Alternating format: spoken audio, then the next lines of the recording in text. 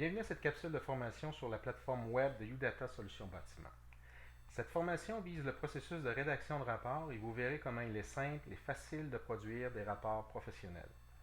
Dans un premier temps, l'accès à la solution se fait en cliquant sur l'onglet Accès client de la page principale de notre site web udata.ca. Cette étape est importante car c'est ici que vous devrez faire le choix de la langue pour la production de votre rapport d'inspection. Une fois votre code utilisateur et votre mot de passe saisis, le portail affiche l'icône de la solution bâtiment ainsi que ceux de vos modèles personnalisés si c'est applicable. En cliquant sur l'icône Solution bâtiment, une visionneuse de dossier apparaîtra avec l'ensemble de vos rapports d'inspection présents sur la banque web. Pour créer un nouveau dossier, vous n'avez qu'à sélectionner le choix Nouveau dans le menu Dossier ou si c'est pour modifier un dossier existant, vous n'avez qu'à le sélectionner dans la visionneuse et à double-cliquer. Le dossier apparaîtra. Tout comme dans l'ancienne version, nous retrouvons à gauche de l'écran la structure d'inspection qui comprend les différents volets couverts ainsi qu'un dictionnaire d'expertise comprenant plus de 650 textes prédéfinis que vous pouvez utiliser et modifier.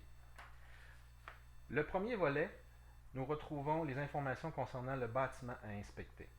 Vous devez saisir un numéro de dossier selon vos préférences de classement, ainsi que le type d'inspection et les autres informations pertinentes. Vous avez la possibilité d'associer une photographie du bâtiment qui apparaîtra sur la page de présentation du rapport.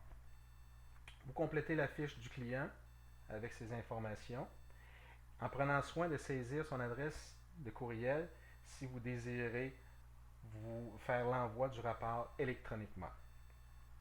Suite aux suggestions de plusieurs de nos clients, nous avons ajouté une zone commentaire qui permet de saisir des informations qui seront imprimées sur la facture. Une fois la fiche complétée, vous pouvez passer à la section suivante, description sommaire, en la sélectionnant directement avec la souris ou tout simplement en utilisant les flèches de navigation dans l'entête de l'écran. Cette étape, comme toutes les autres à venir, fait appel au dictionnaire d'expertise. Le principe est toujours le même.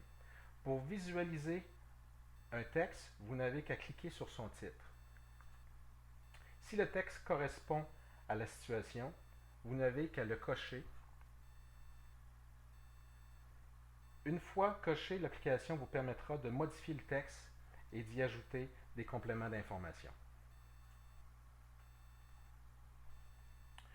Une fois la rédaction du texte terminée, si vous désirez le conserver pour une utilisation future, vous n'avez qu'à l'enregistrer dans votre dictionnaire personnel en cliquant sur le lien approprié.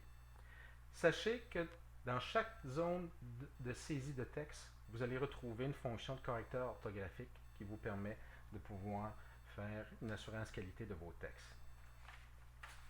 Advenant la situation où aucun texte n'est applicable, vous pouvez toujours ajouter un nouvel énoncé en cliquant sur le lien approprié.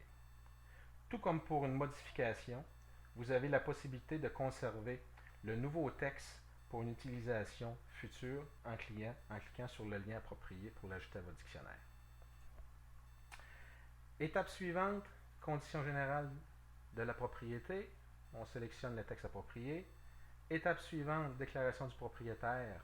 Toujours le même principe, nous sélectionnons le texte qui est approprié. Et maintenant, nous entrons dans le cœur du rapport avec les différentes catégories de composantes que l'inspecteur doit inspecter dans le cadre de son intervention. Ces volets s'utilisent de la même façon que les volets précédents, à l'exception du fait qu'ils permettent l'association d'illustrations et de photographies en guise de complément d'information. Pour chacune des catégories, nous retrouvons des textes de limitation ainsi que des textes reliés à la méthode d'inspection. Pour chacune des composantes, nous retrouvons des textes de limitation, des textes de constatation, des précisions ou des enregistrements vocaux si vous avez utilisé cette fonction avec l'extension mobile. Le principe est toujours le même. Nous sélectionnons le texte approprié S'il n'y a pas de texte présent dans le dictionnaire qui correspond à la situation, on peut toujours en ajouter un nouveau. Nous parcourons ainsi les différents volets jusqu'à la fin. Une fois cette étape complétée, nous avons la possibilité d'utiliser la vue sommaire pour faire une vérification complète des textes, des illustrations et photographies utilisées. Donc, nous pouvons naviguer d'une section à l'autre en sélectionnant tout simplement la cellule appropriée et le système nous permettra de pouvoir visualiser l'ensemble des textes saisis et de faire des modifications si c'est requis.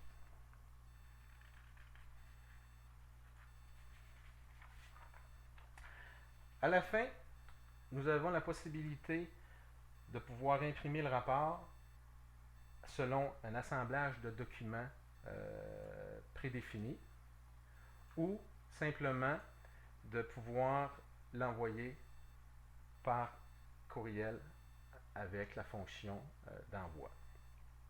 Ce traitement prend quelques secondes et selon la sécurité de votre furteur, il est possible d'avoir à faire certains choix pour afficher le rapport.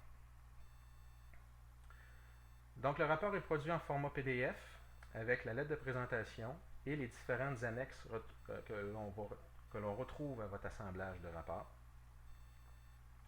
On retrouve la page principale avec la photo du sujet, les coordonnées du client, les coordonnées de la firme d'inspection, la table des matières, ainsi que la partie sommaire du bâtiment, l'avis au lecteur, la section comment lire le rapport, et finalement les textes et illustrations sélectionnés pour le rapport d'inspection. Ceci fait le tour du processus de rédaction de rapport avec la plateforme web de UData Solutions Bâtiment. Pour plus de détails, nous vous invitons à consulter le guide de pilotage de la solution ou d'utiliser l'aide en ligne. Merci et bon succès!